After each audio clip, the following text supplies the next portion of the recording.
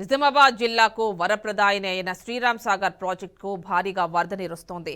ఎగువ ఉన్న మహారాష్ట్రలో కురుస్తోన్న వర్షాలకు వరద నీరు శ్రీరామ్ సాగర్ కు చేరుతోంది. దీంతో ప్రాజెక్టు నుంచి 2 లక్షల క్యూసెక్కుల నీటిని దిగువకు వదులుతున్నారు. అటు శ్రీరామ్ సాగర్ ను సందర్శించిన మాజీ మంత్రి బోధన ఎమ్మెల్యే సుదర్శన్ రెడ్డి గంటకు వరద పెరుగుతోన్న నేపథ్యంలో అధికారులు జాగ్రత్తగా ఉండాలని సూచించారు.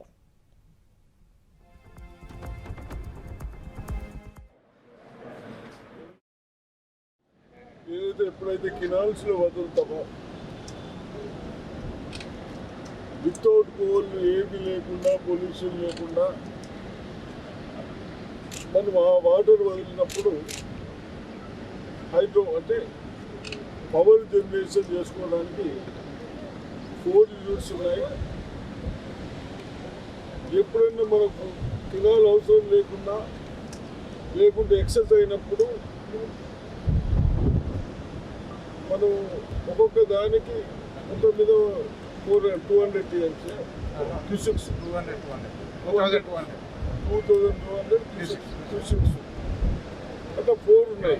అంటే నియర్లీ 10,000 క్యూసెక్స్ 4 పోతే మన కినాలు అవసరం లేకుంటే మళ్ళీ ఆ పైపులు ఆ సెటర్స్తో ద్వారా ఎక్కడైతే మనం వేస్ట్ వాటర్ పోతుందో దాంట్లో పంపించడానికి అవకాశం ఉంది. అంటే పవర్ జనరేషన్ చేసుకోవడానికి ఎటువంటి కాంప్రమైజ్ కాకుండా కినాలకు అవసరమైతే కినాలతో చేయించుకోవచ్చు.